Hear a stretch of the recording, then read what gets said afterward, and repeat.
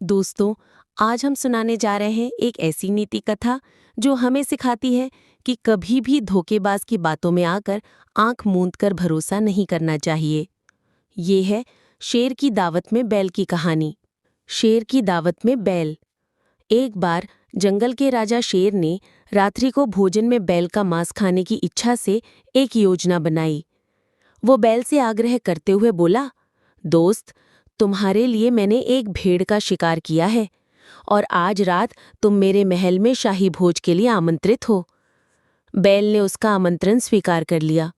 रात होने पर जब बैल वहां पहुंचा तो उसने देखा कि वहां बड़ी बड़ी सींकें लगी हैं और घड़ों में पानी उबल रहा है, लेकिन वहां कोई मृत भेड़ नहीं थी। एक भी शब्द कहे बिना वो वापस जाने लगा तो शेर खींचकर बोला, मैंने तो तुम्हें बिना कोई नुकसान पहुंचाए भोजन के लिए बुलाया, लेकिन तुम बिना कोई कारण बताए ही जा रहे हो। नाशुक्र बैल। तब बैल ने उत्तर दिया, मैंने यहां कोई मृत भेड़ नहीं देखी। इसका मतलब है कि तुमने भेड़ के बदले आज बैल का मांस खाने की पूरी तैयारी कर रखी थी। तो दोस्तों, इस कहानी से हमने सीखा कि सच्चाई और समझदारी से ही हम खतरे से बच सकते हैं। आंख मूंदकर किसी पर भरोसा करना हमेशा नुकसानदायक हो सकता है। अगर आपको ये कहानी अच्छी लगी हो तो वीडियो को लाइक, शेयर और सब्सक्राइब करना ना भूलें, ताकि ऐसी और भी नीति कथाएं आप तक पहुंचती रहें।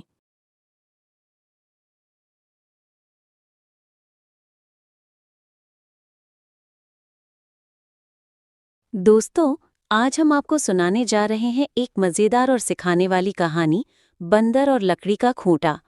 ये कहानी न सिर्फ हंसी लाएगी बल्कि एक बहुत ही जरूरी सबक भी दे जाएगी। तो आइए चलें एक ऐसी दुनिया में जहां एक शरारती बंदर की जिज्ञासा उसे एक बड़े संकट में डाल देती है। बंदर और लकड़ी का खूंटा। एक समय की बात है जब शहर से थोड़ी दूर में एक मंदिर बनाया जा रहा था।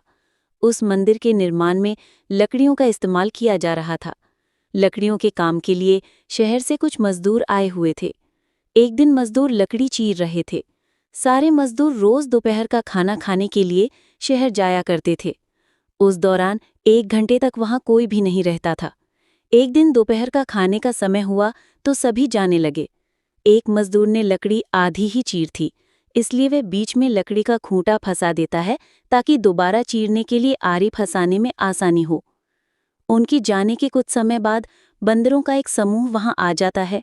उस समूह में एक शरारती बंदर था जो वहां पड़ी चीजों को उल्टा पुल्टा करने लगा। बंदरों के सरदार ने सभी को वहां रखी चीजों को छेड़ने से मना किया। कुछ समय बाद सारे बंदर पेड़ों की तरफ वापस जाने लगे तो वह शरारती बंदर सबसे बचकर पीछे रह जाता है और उधम मचाने लगता है। शरारत करते करते उसकी नज़र उस अधचिरे लकड़ी पर पड़ती है जिस पर मजदूर ने लकड़ी का खूंटा लगाया था। खूंटे को देखकर बंदर सोचने लगा कि उस लकड़ी को वहां पर क्यों लगाया है, उसे निकालने पर क्या होगा। फिर वह उस खूंटे को बाहर निकालने के लिए खींचने लगता है। बंदर के अधिक जोर लगाने पर वह खूंटा हिलने और खिसकने लगता है, जिसे देखकर बंदर खुश होता है और जोर लगाकर उस खूंटे को सरकाने लगता है।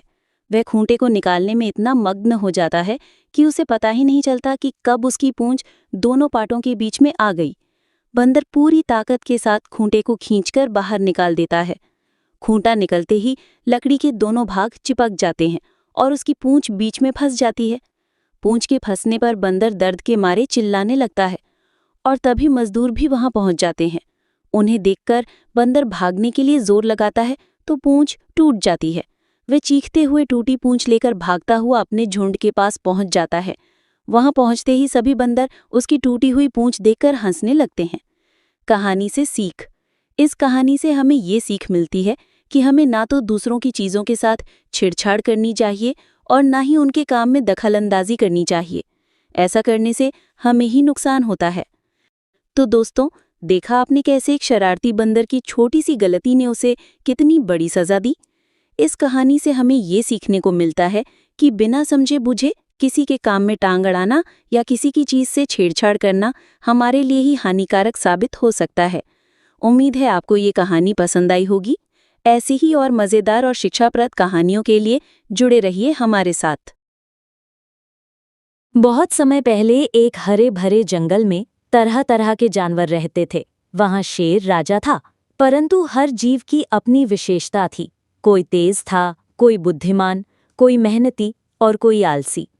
जंगल के बच्चे अक्सर अपने बड़ों से कहानियां सुनते और उनसे सीखते थे।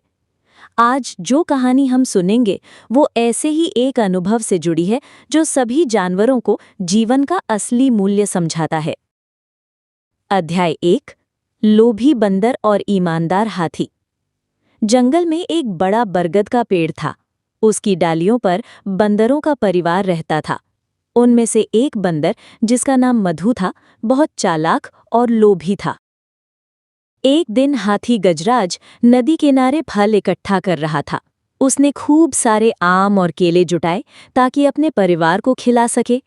मधु ने ये देखा और मन में सोचा, अगर ये सारे फल मुझे मिल जाएं तो कितने मजे की बात होगी। मधु ने चालाकी से गजराज के पास जाकर कहा, भाई, ये सारे फल तुम्हारे घर तक ले जाना मुश्किल होगा, क्यों ना तुम इन्हें मेरे पेड़ पर रख दो, मैं सुरक्षित रखूंगा। गजराज मासूम था, उसने भरोसा कर लिया। लेकिन जैसे ही हाथी गया, मधु ने सारे फल अपने परिवार के साथ खा डाले। अगले दिन जब गजराज वापस आया तो पेड़ खाली देखकर हैरान रह गया।